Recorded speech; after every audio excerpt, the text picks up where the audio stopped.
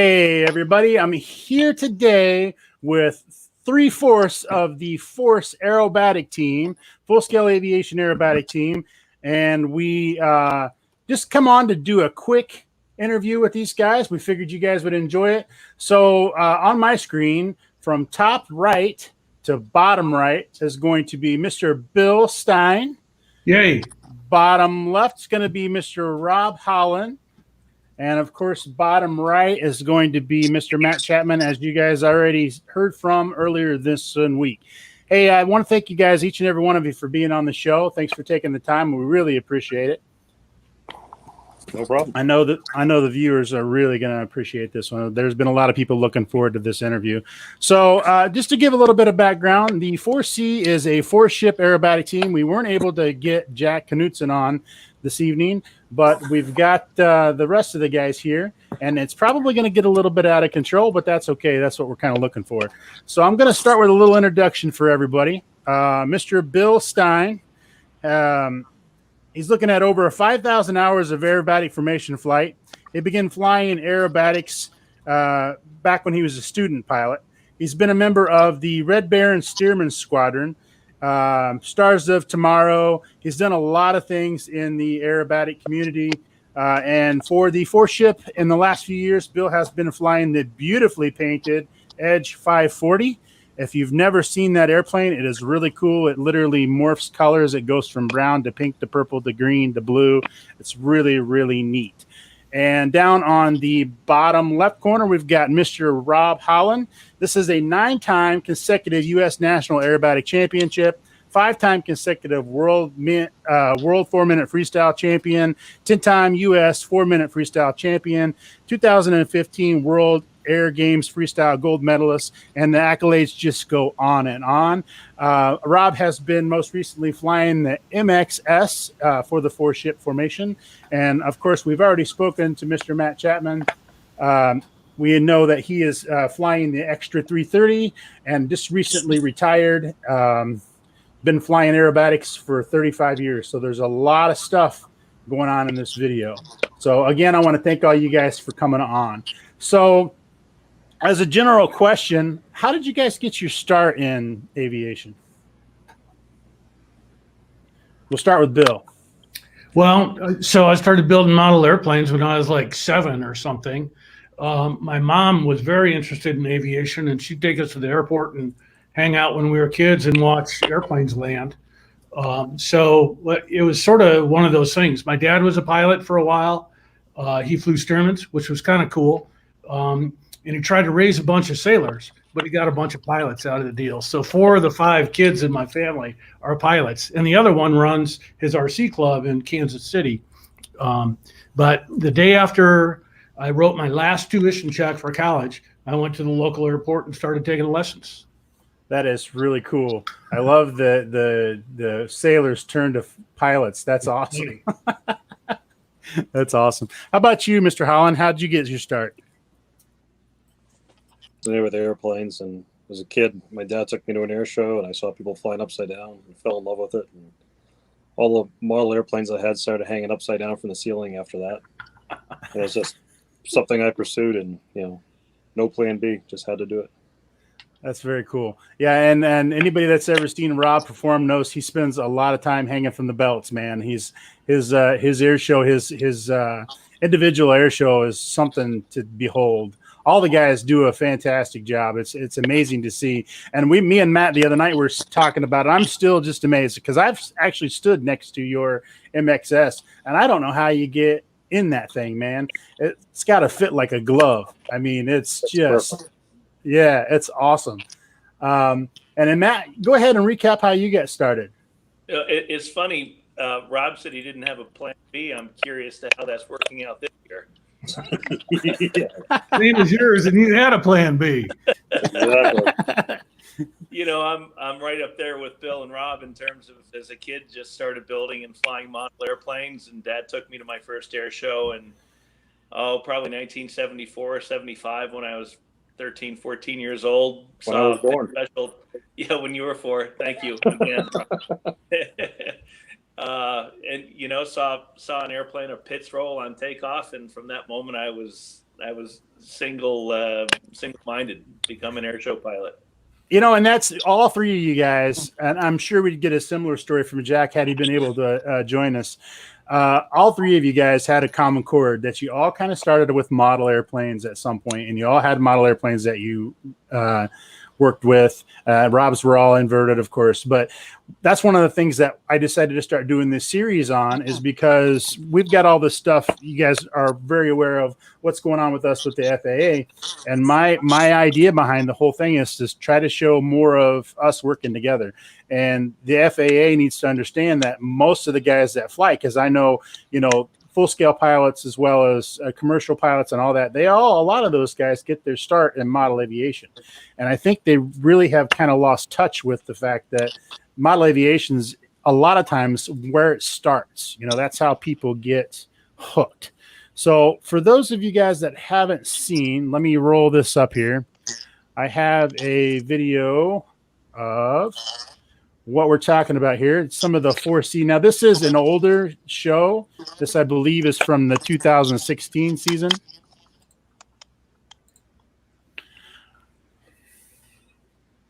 Oh, this is maybe our promo video?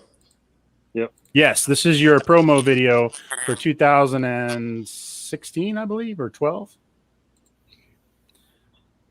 So when we're talking about the 4C, this is exactly what we're talking about. Obviously, we've got Matt and Bill and Rob, and Jack was unable to be with us. Jack is actually flying the red Extra 330S. So when we're talking about aerobatics and we're talking about what these guys are doing, this is a great example of what it is they do. You can see, I believe that was at Pensacola, if I'm not mistaken. That's Chicago, at a different one. I think. That's Chicago right there. Chicago, yeah. So those of you that have never experienced this show, it is really something else. I would recommend going to YouTube and looking it up, just like I did with this one. It is incredible. I've seen this show several times in person, and it is something to behold. Very, very cool. Pretty fun to do. Yes, I can imagine. You know, and I've been there. I usually get you guys in Battle Creek every year, without fail. And then I've caught you several other places over the years. There's been a couple of shows in Indiana that I've caught, and to see it is something else. And I was talking to Matt the other night about the closeness, because, you know, when you look at pictures, and I go out there and I shoot full scale aviation pictures, and I shoot all that stuff and keep the pictures. We were talking about the closeness, and the perspective from the ground is that you guys are literally touching wings. And I know Matt talked about that a little bit. If Rob, you want to hit on that a little bit? Well, we don't actually touch wings, or at least we try not to.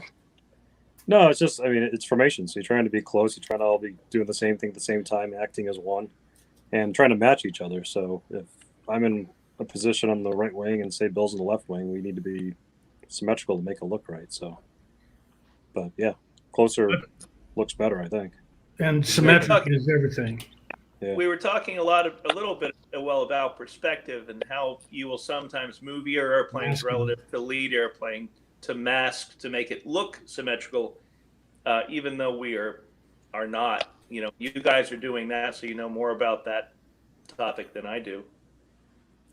So how does that look for you on your end, Bill?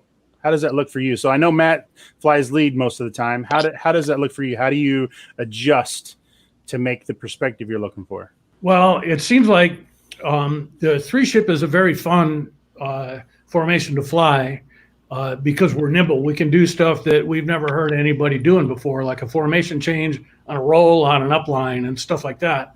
And so when we're in the three ship, I'm flying left wing. So if you're coming towards a crowd from the crowd right side, then it shows a gap. So you actually have to fly a little bit farther forward than usual. If you're on the off crowd side, you fly a little bit farther back. You fly a little bit higher on the off crowd side, lower on the crowd side. Essentially what you want to do is have your airplane and then a spot on the crowd, probably show center. Everybody thinks show center is where you want to present. And you want to draw a line between lead and your target audience, the eyeballs you want to have be happy and be on that line instead of being on plane with lead, if that makes sense. That does actually makes a lot of sense. That actually explains it very good at how it comes to see from what we see from the ground. What you guys see in the plane is quite different, but you guys have a set parameter you're looking for in your formation to make us have the perspective that we are looking for. And on that hammerhead in the demo video, we do an in-trail hammerhead that's very striking. And that is, we're trying to get to a spot where we're looking exactly through the airplane that's doing the pivot at the crowd center for our altitude adjustment for that. If it's perfect, then that's exactly how we see it, which puts us slightly higher than the other airplane, which is right. Safer. Yeah. Now, I will say this: last year at Battle Creek, it was, of course, Matt's last show formation at Battle Creek show for you guys, and it was you. Actually, you three, and you did posing hammerheads at the top, and the lady that was standing beside me almost had a stroke. It looked that good from the ground because I think Matt went first, Bill came over the other side, and then Rob followed right behind, and she thought for sure you guys had hit. It was that good. It looked that good from the ground. So that's exactly what we're talking about. Rob, you remember that maneuver, don't you? Well, that's cool that it was an experience at that show. That's a cool show. Battle Creek's a really great show, and it's a lot of fun. Is amazing. It's a lot of fun. I'm just down the road from there, so I catch you guys there. I have been going there every single year for the last probably 15 years. Wow! So I go every year. It's just down the road for me. That's one of the things that's in my schedule, and I go and shoot photography, and I've done interviews and all that kind of stuff there as well. So that show is excellent. But yeah, that lady, I wanted to bring that up. That lady, she about had a stroke because she thought that Bill and Rob had hit each other. Because it was timed perfectly. I got a hi from Mike Barbie. Mike Barbie's on. Mike says, hi, guys. I got Carl saying hi. Carl actually had a question for your 4-ship or 3-ship. What kind of wind would you steer away from? What's the ceiling on you guys for wind velocity? Whatever. There's an old saying with wind and whatnot. When it's windy, typically it becomes bumpy, and on really windy days, the old saying is you work twice as hard and it looks half as good. My job as lead in the formation is strictly to be as consistent as I can with my flying of the figure and my positioning in the air show. So with a wind, that makes it challenging because it throws off a lot of timing, because when you're going downwind or crosswind, the cadence of your maneuvers changes. But I still feel that I have, relatively speaking, the easier job of the two, because when it's bumpy and windy, Rob and Bill have to maintain their proper position in the turbulence. So I'll let them speak to those challenges. Go ahead, Rob. I just hope we all hit the same bump at the same time. That makes it a lot easier. But no, wind can be challenging. It's once you're in the air, the wind isn't challenging. The bumps are challenging. I mean, you can have a real windy day that luckily is not bumpy. That's a lot of work for boss in the lead, because he has to keep us in the right position. But we're just maintaining our position off him. But when it gets really bumpy, it can get challenging, especially depending upon what we're doing. Interesting. Very cool. So I have a question. So Matt, when you fly this formation, are you flying? So you're just flying your pattern, and these guys are matching to you, or are you making adjustments to help them? If that makes sense. Seems if I make an adjustment to help them, I screw them up, and that's what I was referring to in the wind. My job is to be as consistent as possible. And when we go to a show, or before we go to shows, we train and train and train. And it's the same routine every time, rehearsed exactly the way we're going to fly it at shows. So Bill and Rob know what to expect, but during my routine, I will generally make comments as to what maneuver is coming next. If there's a small change, whether I need to fly inverted a little further, I'll say driving, ready, pull. Trying to use the same cadence in my voice when I'm calling pulls.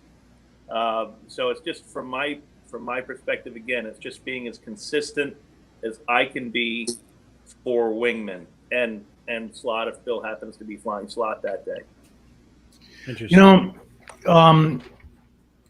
You after a long time, you get pretty comfortable and you don't just see the airplane anymore. You get to see the world and have pretty good peripheral vision when you're flying on wing.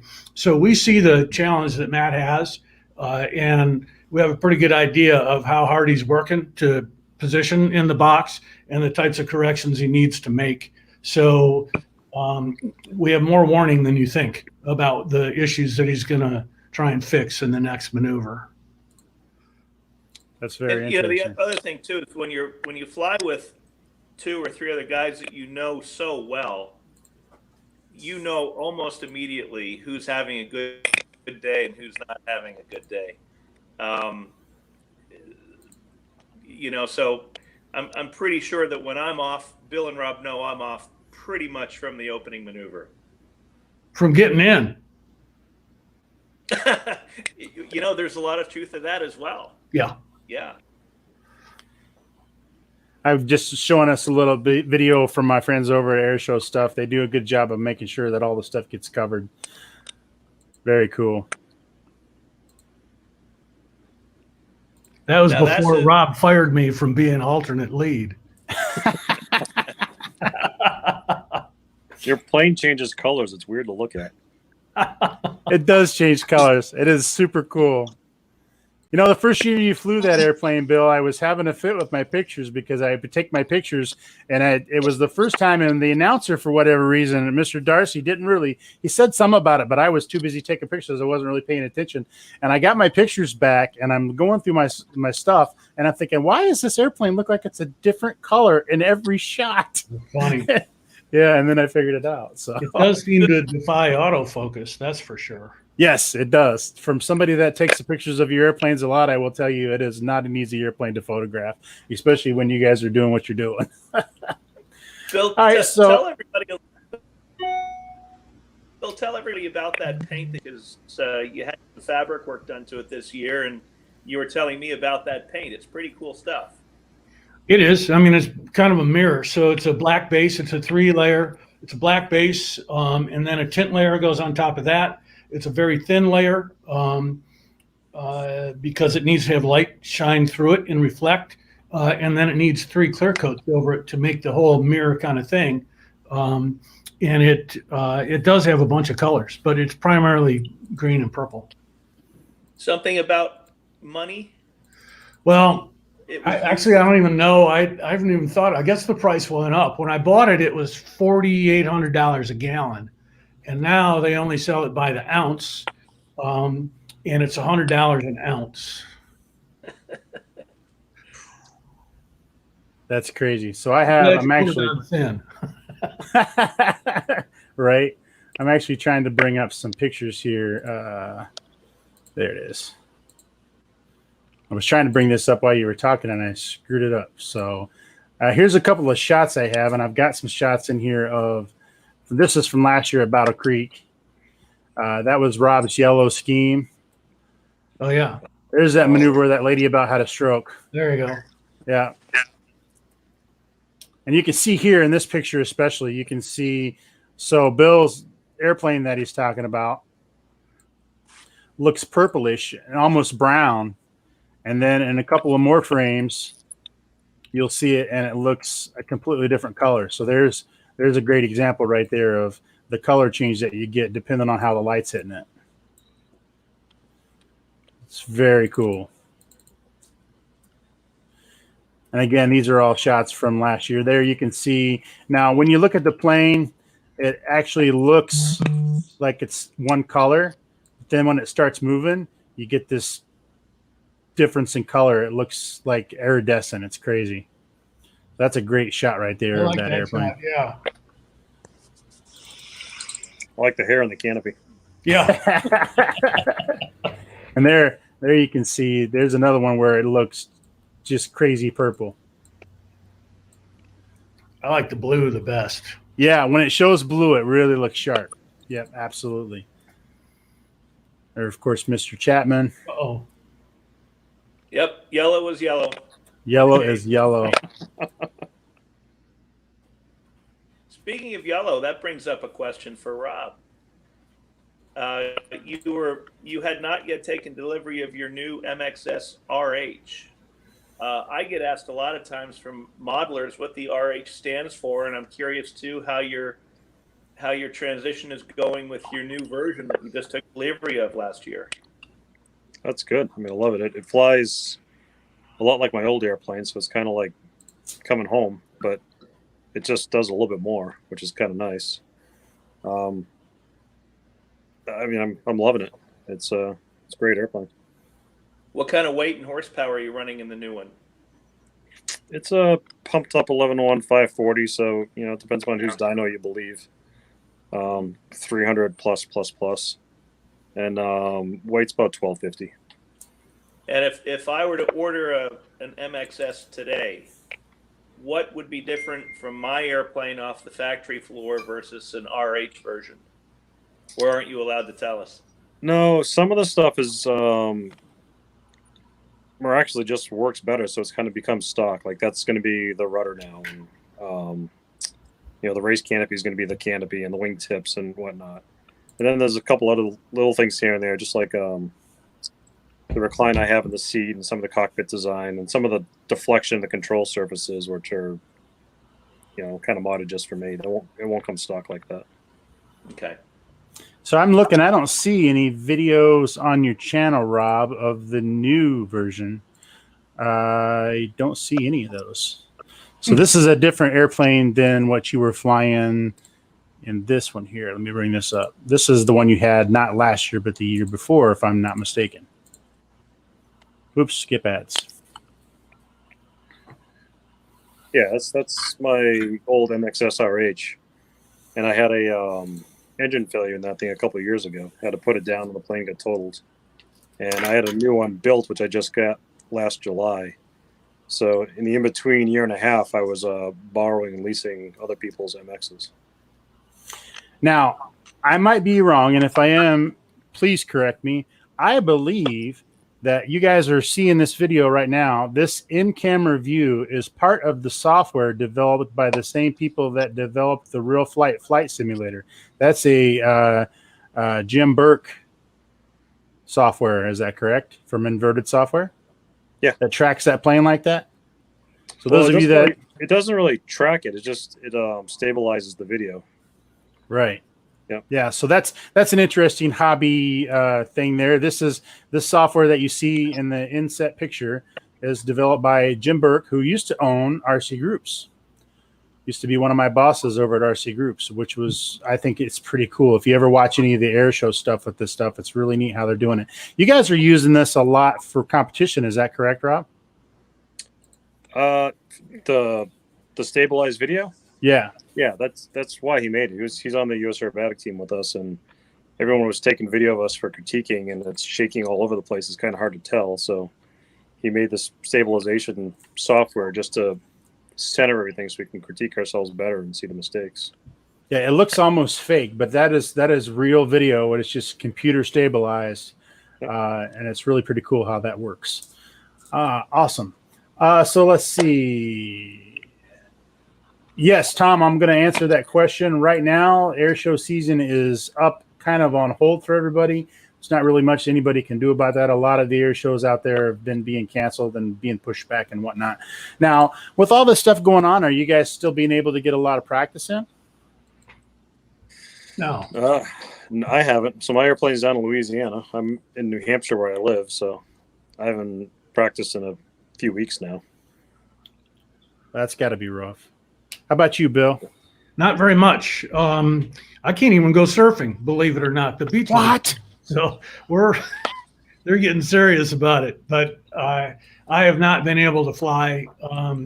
I think that I could probably go. Where my airplane is, it is way out of the way. But once I get within maybe 6 weeks of flying a show, then I'll probably get in it and start working it hard and getting back in shape. I got a lot of time this winter working with students and flying, so I feel like I'm pretty good, for being in shape. I just got to get the G tolerance back. Right. And I've followed a lot of that stuff, and I know Matt does some stuff with Young Eagles and things, but I've actually did a lot of research going into this interview, and the stuff that you guys are doing to help prospective pilots. I know a lot of times you're working with young pilots and helping people get trained. I think that stuff is pretty cool. Is there anything particular online you want to talk about? Because I know a lot of people are interested in that whole aspect of what you guys do. I can't think of anything online. Well, one of the things I admire about Bill, and you touched on it a little bit, Joe, is he will put as much effort and passion into training and critiquing a beginning IEC pilot in basic and sportsman, and he'll work all the way up through the ranks, working with on a regular basis top name airshow pilots and training and critiquing them and everybody in between. So I think Bill's commitment to the industry and the sport is second to none. And I know, Rob, when you're at an air show with a two-seater, you work, I don't know how the heck you do it, you work tirelessly giving rides in promoting what we do as air show pilots as well. And you're big into giving rides for I don't want to say any names, but I know you have a ride program that you've been doing over the past years. You can maybe tell us a little about sharing that experience with people. Oh, Hero Flight, yeah. When I have a two-seat airplane at my disposal, it's just trying to find a veteran and give them a ride, just a way to kind of give back and say thanks for your service and maybe inspire them to get into aviation. But yeah, dude, the years that I've had two-seat airplanes, try to give as many of those rides as I can. Yeah, and actually that's one of the things that's really cool. I've seen a lot of video, and you guys did, I believe, I'm looking to see if I can find it. I know you guys did a lot of the veteran flights stuff, and I can't find the video right here, right now. But that's one of the things you guys have done a lot, and I've been following that as a veteran myself. It really makes me happy to see you guys working with veterans and making their experiences. If you want to follow, like I believe it's I gotta look. It's Rob Holland Ultimate Air Shows. They post a lot of videos. They post a lot of pictures, and there's a lot of the veterans flight thing on there. It's really pretty cool. So kudos to that. I know that all the guys are pretty involved in training. I know Bill does a lot of air show training. He does like just teaching people how to do like gentleman's aerobatics. He does some competition aerobatics, air show aerobatics, that kind of thing. And then Rob does a lot of the stuff with the veterans. I know he's got the two-seat ship. I actually saw that airplane. I believe you guys had that in Battle Creek one year, but during the show, at least, you didn't bring it out, but it was one of the things that were there, and they were getting ready to give veterans ride, which was pretty cool. So yeah. Let's see. I'm looking to see if we have any. So I hear Steve Johnson says that Rob is the U.S. Advanced Aerobatics team coach for this year. Could you tell us a little bit about that? Yep. So the U.S. Advanced Aerobatic team, they selected me to be their coach, and unfortunately, our first training camp has been canceled because of everything that's going on in the world right now, and we're kind of on standby to see if there's even going to be a World Championships this year. When is it? So August, beginning of August. Where? Yeah, it's Czech Republic. That's right. Very cool. Yeah, I follow all that stuff pretty closely. So anybody out there that's interested, just try to follow those pages. There's Bill Stein Air Shows on Facebook, and Rob Holland Ultimate Air Shows, and Matt Chapman as well. Try to follow these guys. They post a lot of really cool stuff on there about what they're doing, and I've been following the U.S. Aerobatic stuff for quite some time.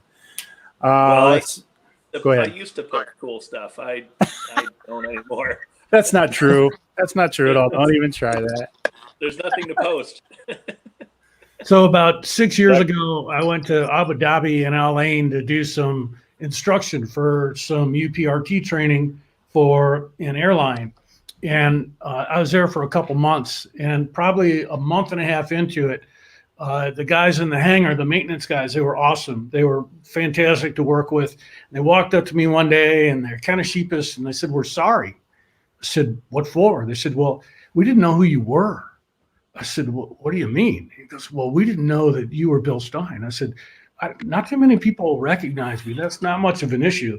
He goes, "Well, we're really sorry. We want you to know how sorry we are." It's like, okay, well, that's great. I'm glad we're friends. And it's no big deal. And they said, "Well, the thing is, we like RC airplanes. Can we show you some pictures?" I said, "Yeah, that's cool." And they said, "Yeah, and you fly with Matt Chapman?" I said, "Yeah." And they're like, "Can you give me his autograph?" Matt Chapman's the only one that's world famous. World famous. I've seen actually. I've never seen anybody yet, Bill, and I'm waiting for this to happen. I haven't seen anybody yet try to mimic the Edge 540 scheme that you're running right now. I saw a guy at one point that had an MX that was kind of close to Rob's all black with the carbon fiber, but I don't think that ever flew. And of course, that happens a lot because with Matt, he's had the Edge 540, and that thing was an ARF in the industry for years. So, I think he had a picture of one the other night when we were talking to him in his shop sitting on the ground.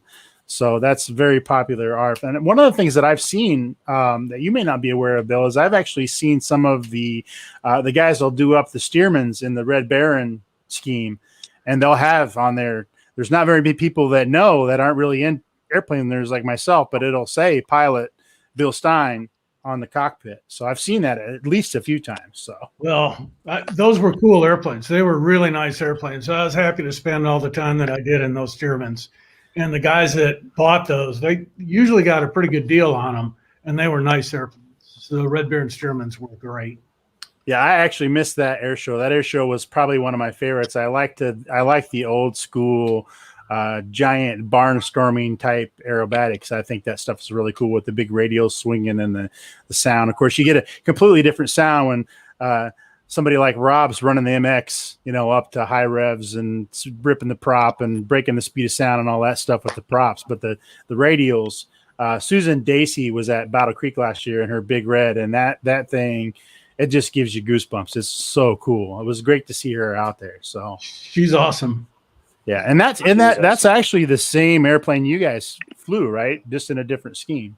It's the same Stearman. It's kind of, they made a lot of structural modifications. The turtle deck goes all the way back. It's still a Stearman, but Susan walked me through all the mods that were done to it a couple of years ago at Battle Creek. And I was pretty impressed with that. That's a cool airplane. It's a very cool airplane. She didn't often let me fly it. No, I can't imagine she did.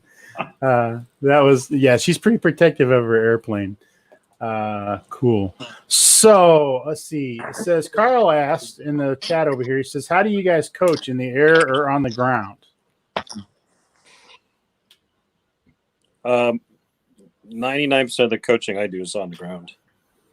Sometimes I get in the cockpit with people, but mostly it's from the ground with the radio.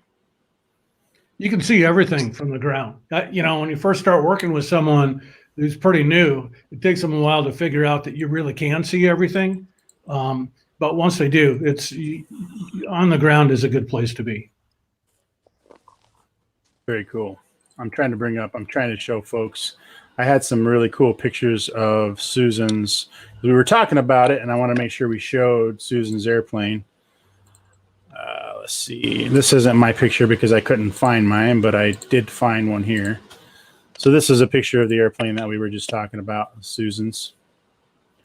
Very cool. Yeah, she's someone you'd like your daughter to grow up like. She is. Yeah, she's really amazing. She was actually, I think, a little surprised because, again, I'm a self-proclaimed airplane nerd, and I have been for a very, very long time. And we were standing in Battle Creek, and I was over by the pilot line there that they put out for you guys, right behind the Air Force thing. And she come walking through. She was going up to go get something to eat. And I said, Susan, I wanted to make sure I shook your hand. And you could tell she was really surprised that I actually knew who she was. She's very, very approachable and very easy to talk to, I should say. She's very friendly and likes to tell stories about airplanes. So that was a really cool experience. That's awesome. Let's see. You two guys are freaking me out. I have to go turn my heat on. It's getting cold in here. Okay, go ahead, Matt. I'm sorry, not to pimp any particular product, but you're talking about the Edge 540 model and my models done a few years ago. Comp R for CARF just had a post today on Facebook about their new MXS RH done up in Rob Holland's colors that will be available shortly. And they were showing some amazing footage. Red or blue? The RC demo pilot wasn't quite up to Rob's level, but it was still very impressive. Is that on Facebook now? I haven't seen that yet. It is. Yeah, if I see it, I'll forward it to you. Is it red? Yeah. That's cool. I like that. I like the red. Photographs. Yes. One of the guys that taught me a lot about flying was Wayne Hanley. And he turned the endo tumbles into better than they were. Leo got them going, and Wayne Hanley, I think, really refined it. And he tells a story of, I've forgotten Mike's last name, but a friend of his said, man, you got to come out with the RC guys because we're doing all this stuff, and we just wonder how you guys do it in airplanes. He's like, we can't do that. He goes, how do you do it? So all those tumbles that Wayne learned, he learned from the RC guys over in South County, south of San Jose. Oh, that's very cool. Yeah. Go ahead. No, just that is really where a lot of the hard stuff was figured out. Mm-hmm.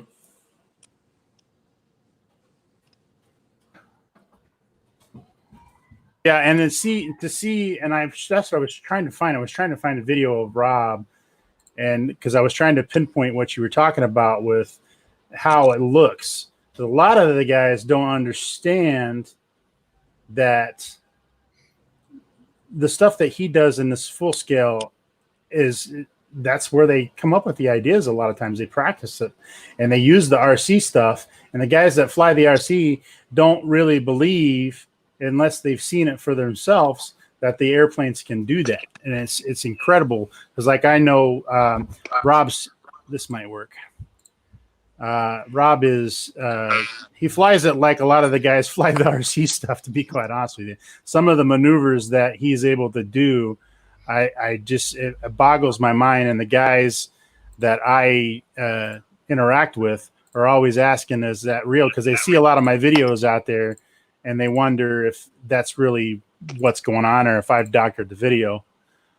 And you can see here some of the stuff he's able to do. Now, this is 2 years ago. This is actually 2011. That's an old video. Yeah, that's old. That's real old. Yeah. I think it's got some of the, because he'll hang it on the prop. Some of the maneuvers that he does it's just mind-boggling to me. Trying to find just videos. There you go. So to Bill's point, that's where it all starts. Very cool. Okay, so what else we got? Hey guys, tell me some stories. Tell me some 4C or some Force stories. What do we got? We're leaving that to Matt.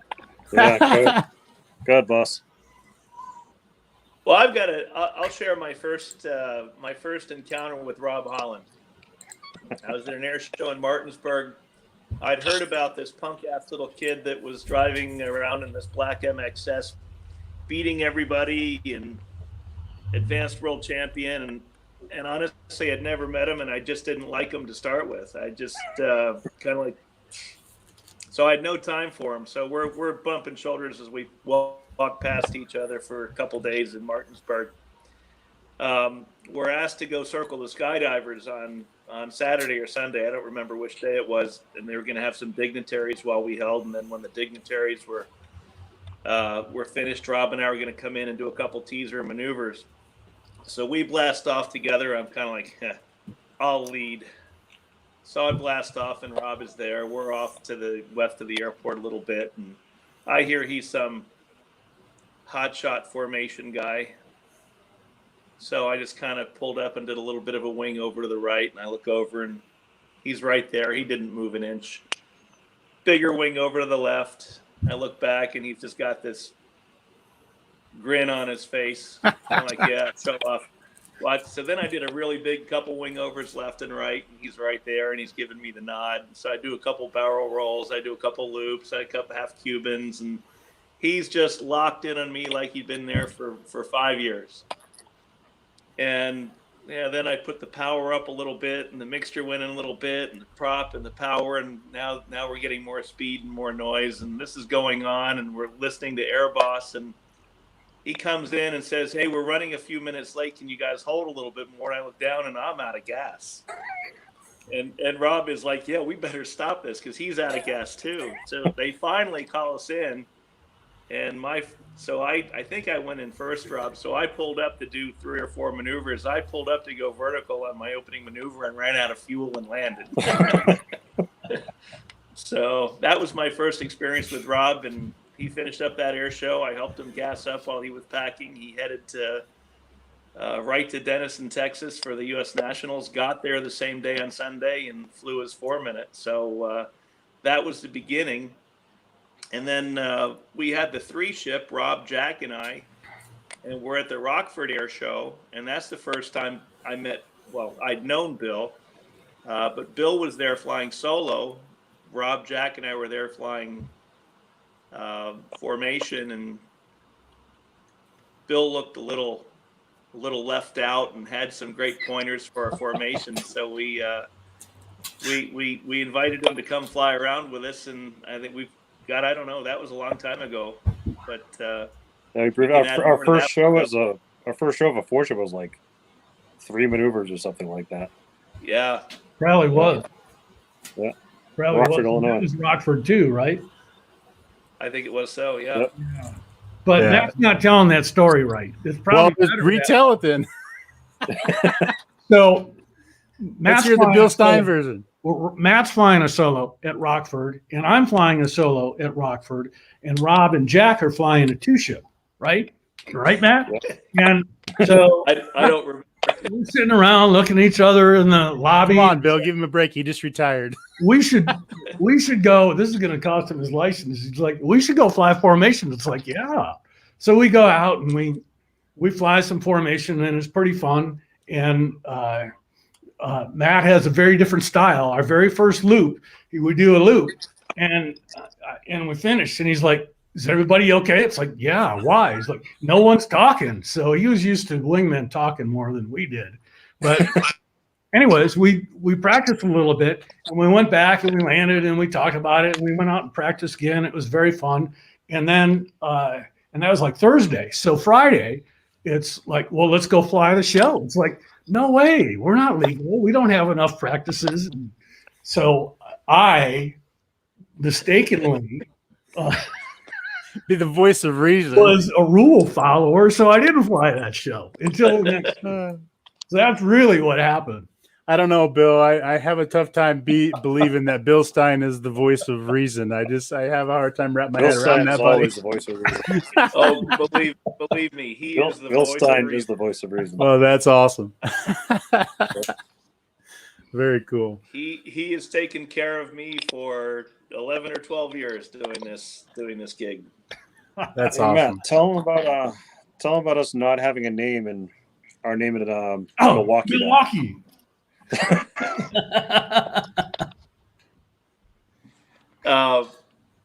So the first couple years of flying as a team, we did not have a team name.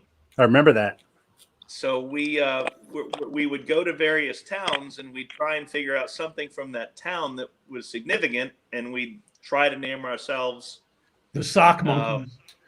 Yeah, for instance, Rockford, Illinois is the home of the sock monkey. So anytime we flew Rockford, we were the sock monkeys. So we're up in Milwaukee, and we couldn't call ourselves the Miller Lights or anything like that. So we're at the pilot briefing, and Bill, was it you that suggested we call ourselves Major Tom? We called ourselves Major Tom in Milwaukee, and the Milwaukee show is at the General Mitchell Airport. A Class Charlie airport with airline service in and out, clearance, delivery, ground control. So we start up our engines and give the nod, and I do the check to make sure the team's on board with me, and I call the switch to ground, and we switch over to ground, and I say, ground control, this is Major Tom. Genuinely did. It was awesome. That's fantastic. And there's a pause from ground control, and he came back and said, Major Tom, this is ground control, go ahead. And they just died laughing. The controllers couldn't keep it together. We couldn't keep it together. It was one of the funniest things I've ever experienced. It was awesome. Oh, that's fantastic. Unfortunately, that set a bad tone for the flight. And when we got back, Bill, being the rule follower and the person of reason, debriefed a few things I did on that flight that I think. Was that the boat? The boat, yes. Oh, the boat. Gosh. Yes. The boat with the camera. We learned about getting our picture taken. Yeah. So. Well, expand on that a little bit if you can. Matt? Well, there was a boat in the lake. We knew the people on the boat. We knew they had cameras. And they asked if I'd make a pass or two on the boat after we were finished, which I did. It was impromptu. I flew in a manner that it wasn't dangerous, but it was not rehearsed or practiced. Okay, so when I'm flying slot, I'm lower than him. Right. Yep. Well, it's not dangerous to him. 10 feet lower might be a little bit sketchy. Yeah, I was safe. So we got back, and Bill just said, hey, boss, never fly for the camera. Yeah. He said, how high were you? How high was I off the water when you were making those passes? And I kind of gave him the deer in the headlights look and kind of went, oh, yeah, I guess you were back there, weren't you? So bad things happen when you start flying for the camera and not flying your planned flight. Yeah, and I see. Honestly, it's no real comparison because you guys' lives are at stake when doing that. But I see the same kind of stuff when I shoot pictures and take video for airplanes.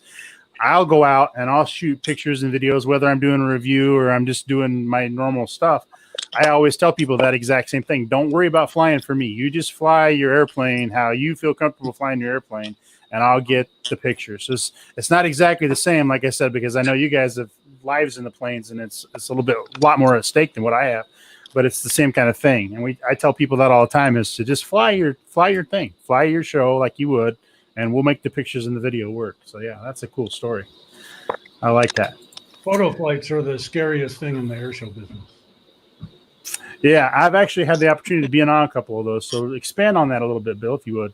Well, everybody is trying to promote the show and they're promoting themselves, whether they're sponsored or not, right? But especially if you have a sponsor, your job is to get media exposure, and so you put together these photo flights that are complex, and what you see is that everybody will comply with the photo request. They lose their situational awareness and kind of forget the rules and where everybody else is to comply with the request of the voice behind the camera is really the biggest issue. That's interesting. I never thought of it like that. So, and I see that a lot because I see a lot of really cool air-to-air shots. I know my friend Scott Slocum does a lot of that work. I've had the opportunity to do some of that work myself, and I always try not to give a lot of direction just for that reason. I just kind of, let them do what they do. and it oftentimes turns out fine. It worries me. I see you guys do it all the time. I know I've seen a lot of the stuff that Rob does. I've seen Matt do it as well with the Blue Angels and stuff, the photo shoots and stuff they do with those guys. Their Go ahead, direction is good, but so getting direction is good. That's a good thing. That sets up the shot and puts everybody in frame where it's supposed to be. But you have to have a plan. You have to have a brief, and you got to follow that plan. Yeah. So if you brief, you're going to do these 5 shots, and those are the 5 shots you're going to do. It's when hey, let's do this shot, let's do that shot. Hey, can you go upside down? It hasn't been briefed and there hasn't been a plan. That's when it gets dangerous. So it's not necessarily direction. It's just doing stuff you haven't talked about. Well, and people are always willing to do something they've never done before for a photo flight, which is Exactly. Scary too. So you got to ask people, have you ever done this before? Yeah. It's pretty fun to go out and practice photo flights. Rob and I were out on a cloudy day in Louisiana, and we had a GoPro on a wingtip facing straight out. And was I higher than you? Was that the deal? I was doing a knife edge spin and on outside knife edge spin, and he was directly under me doing the inside knife edge spin, and it was very crazy. It was pretty cool to go out and practice all that stuff. Yep. But not too many people practice photo flights.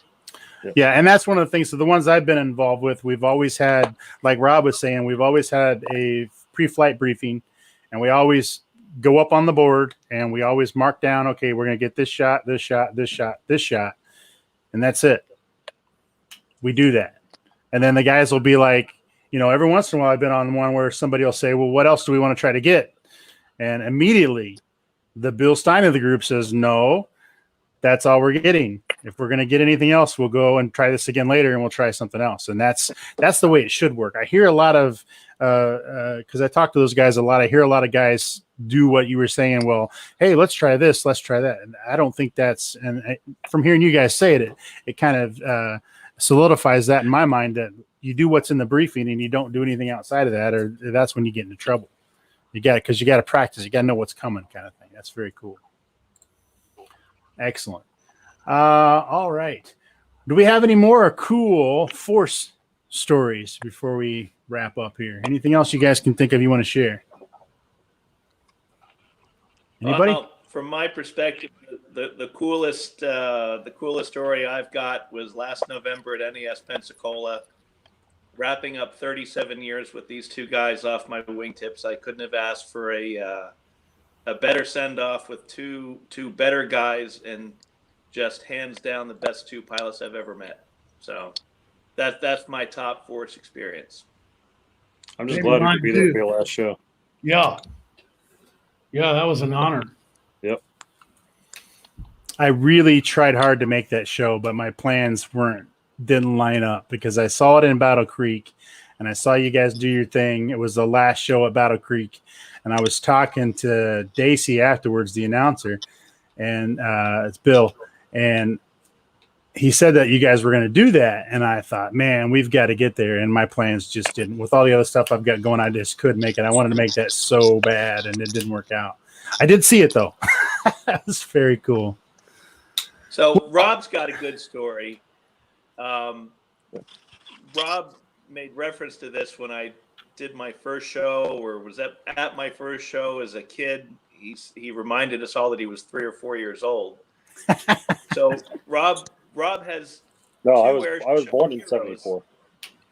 There you go. So Rob has 2 air show heroes. He claimed one is Dale Snodgrass, a former F-14 demo pilot for the Navy, and he said I was the other. And he always kind of made fun of me because it made me feel old. Well, Rob had an experience last year, the year prior, about being an air show hero. So why don't you share that one with us, Rob? So it's true. I kind of grew up watching Matt, but I always kind of teased him. There was, my childhood hero, just for the age difference. But I was talking to one of the Thunderbirds last year, and he came up to me and was like, hey, man, I grew up watching you as a kid, and you inspired me, and I joined the Air Force, and I'm a Thunderbird. It's cool to be here with you. I'm like, oh, crap. I'm a childhood hero. So I had to call Matt right away. I'm like, Matt, I'm so sorry. Now I know how it feels. You need to get some red paint. It's cool. It's great to inspire somebody, but it's like, oh, hell, it is. Yeah. That's really cool. All right. Well, I, for one, really appreciate you guys all being on here. I hope the live crowd has enjoyed them. I thank you so much from all of us here at Boss USA for taking the time out to spend a little bit of time with us. I know we're going to miss seeing the force ship with Matt. I'm hoping you guys figure out a way to continue on doing the force routine. I don't know what that'll look like in the future without the boss man on scene, but I'm hoping you guys figure something out because it's always really cool to watch. Again, I appreciate everybody being here. I thank you all so very much. And I think after about an hour, that's going to be good for these guys. And we could let them get back to their quarantine stuff. Rob looks like he's got a lot of guitars to play. So thanks so much for being here, everybody. As always, thank you very much for watching, and happy building. Thanks.